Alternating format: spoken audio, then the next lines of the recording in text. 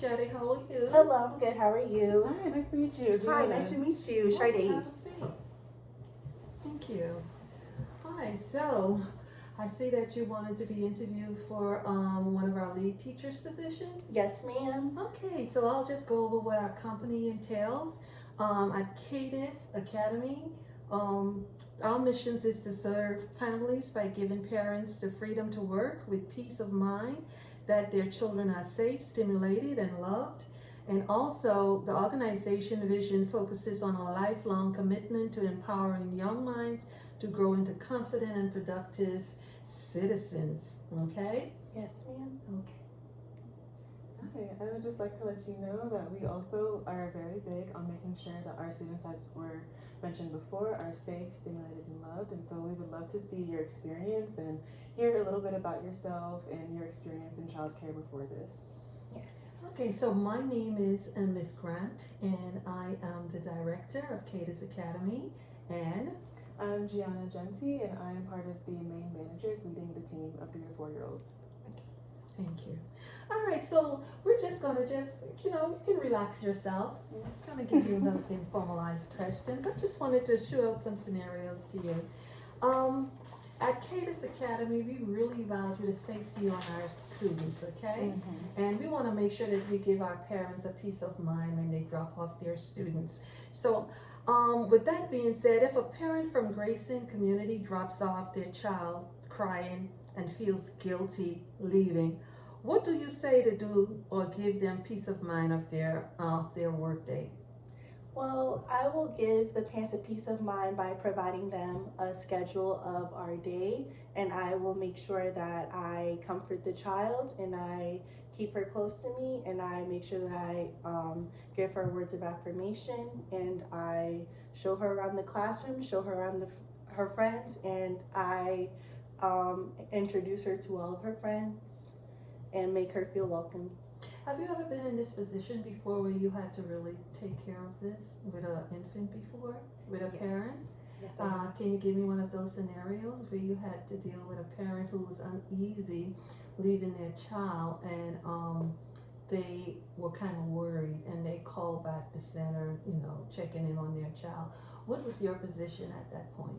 My position at that point is I was an assistant teacher. I gave the parent a detailed description of our schedule throughout the day, and I made sure, because we had an app that updates the parents, I made sure that I updated the parent on everything with changes, potty time, playtime, lessons, outside time, meal time, nap time, and I made sure to ask for permission to call the parent to let them know how their child's day is going and how their mood is.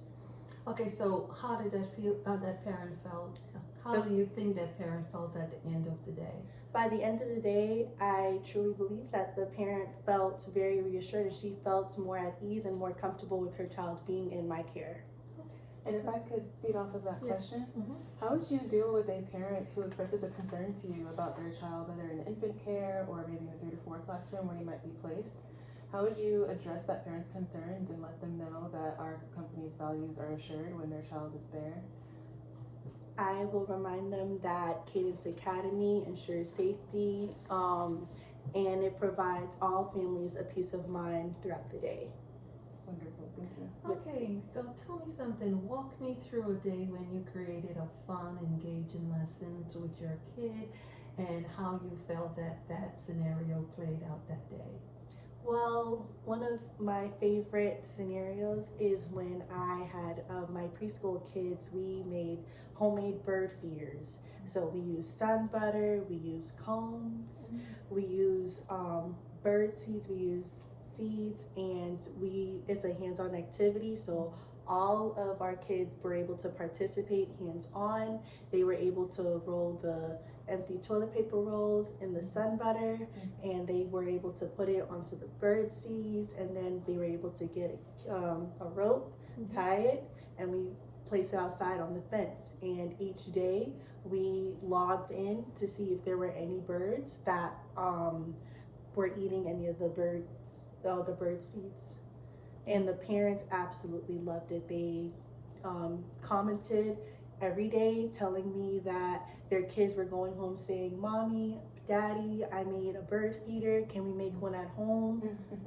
I can't wait to see the birds tomorrow." Okay, it sounds like fun. Okay. You have any question? I can. Yeah, no problem. Okay, so if I was going to walk into your classroom unexpectedly, what do you think that energy would be like? I feel the energy would stay the same in the classroom. I feel that all the lesson plans would be structured, everything would be organized, and our kids will be having fun while engaging in learning activities. And in those learning activities, I wanted to delve more into that lesson plans question. So when you are planning out lesson plans, how do you incorporate and organize large group to small group activities, as well as more of the more academic focused things, like maybe math for the older kids, or even just numbers, letters, things like this? How are you incorporating the academic and stimulating parts of our curriculum into your lesson plans? So what I will do is before the day starts, I will have each center organized. So I will have, so when it's story time, I will already have the small group center set up, and I already have the names of the kids who will be starting that center set up. And I always have a plan B in case the kids are not ready. And as far as academically, there are different learning styles. So I group each kid with said learning styles. Some are hands-on, some are visual, and some are listening. So for the hands-on, I have them grouped together. For the next group, I'll have visual, I'll have them grouped together where I will sit with them and work with them. And for audio type learning style, then I will have them, I will have a video that is played. Yeah, that's great, because there are different learning styles. That's a big thing here. We like to accommodate all of the different children and diversities that we have coming to our school. And that's great that you're able to differentiate the lessons to accommodate all of the different levels that they're learning. Okay, so tell me something, walk me through this scenario. You are about to do a transition. This is your transition time with your students. You have some that are singing along, they're happy, da da da da da. And then you have some that have, about two of them having a total meltdown, okay? Yes. So how would you handle that situation without losing your cool? Well, it is easy to not lose my cool because I know that it requires a lot of patience to work with kids, and all kids are not the same. Every individual child is different. So when it comes to transition time, I make sure that there's consistency in each routine. And if there is one or two children that are having a tantrum, I make sure that I keep them close to me. I give them words of encouragement, and I join them in said transition. And when it comes to transitions such as coming inside, from outside, I make sure that I'll add an extra job for said children that are having a tantrum so they can feel more safe and at ease. And the transitions will usually run smoothly once I incorporate that. Yeah, wonderful. And kind of going into that more, when you have, say, a larger group of children, and maybe sometimes these classrooms can be from 8 to 10 children, or it could be larger and you could have an assistant teacher up to maybe 15 in your classroom at one time. And there's a kid during an activity that's just having a really difficult time understanding and grasping the concept, and it's just starting to go into a light temper tantrum. You can see the frustration. How would you handle that, or how have you handled that in past experiences? Well, how I have handled if a child is not having the best of days is that I have a one-on-one with the child where I stoop down to the child's level. I will make eye level contact with them. I give them I ask them what's the problem. I ask them what is, how are they feeling? What is making them upset? Once they tell me what is making them upset, I give them words of encouragement and I give them a solution. And I ask them, is there any way in how I can help? And once they give me an answer, I see how I can incorporate that into the day.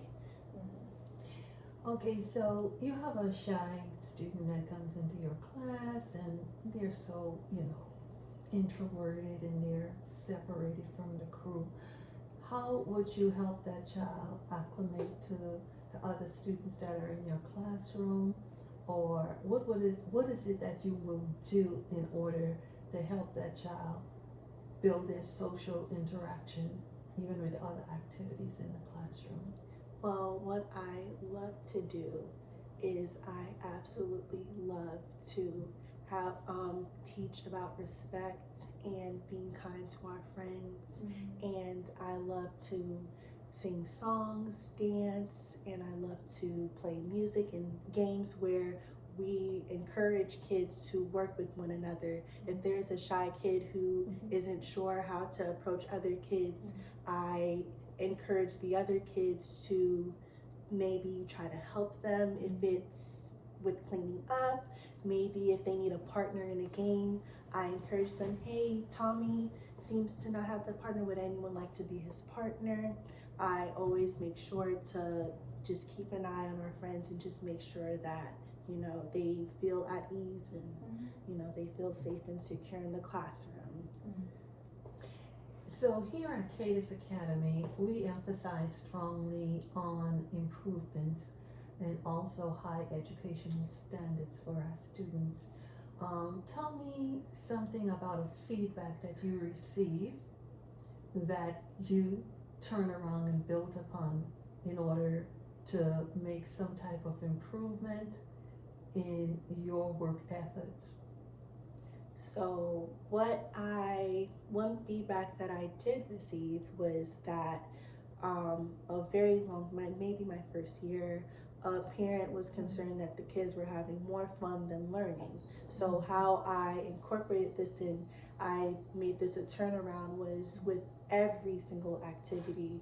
I made it whether it was reading or math, and when it comes to, let's say, transition time, there's 15 little bunnies sitting on a log.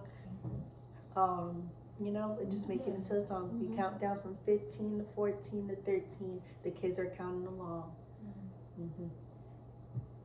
So I know that, you know, throughout the year you may have some students come in, they may drop in, you may see them for a couple of months, and maybe they may not be there the next half of the month. But let's just keep focus on the students that you know that you have worked with throughout the year. What is one of the biggest thing that you would like to see your students take away by the end of the year? The biggest takeaway that I want for my students is to know that they can trust their teacher. That is one of my biggest things, is building a bond with each and every kid. I want every kid to come into the classroom and feel like it is a second home. I want every kid, no matter if it is a good day or a bad day, I want them to be excited to come to school, to learn, to play with their friends, and to make sure that they know that they have a teacher that they can trust throughout any situation, while also learning and going on to the next level. And then going into that a little more, how would you say you could describe yourself as a teacher in, like, say 3 words, or how someone else, like a manager or another coworker, has described you in the past when working with children? Or, like you said, at the end of the year, different sentimental words maybe parents have shared with you, something that you feel is central to who you are as a teacher in the classroom. I would say enthusiastic. I would say dedicated, and I would say trustworthy. So they're all great traits. Good. What do you feel as if it's your weakest trait that you think that you can improve on? My weakest trait that I feel that I might need to improve on is maybe time management throughout the day, and going from one lesson to another and not running and not the times clashing together. That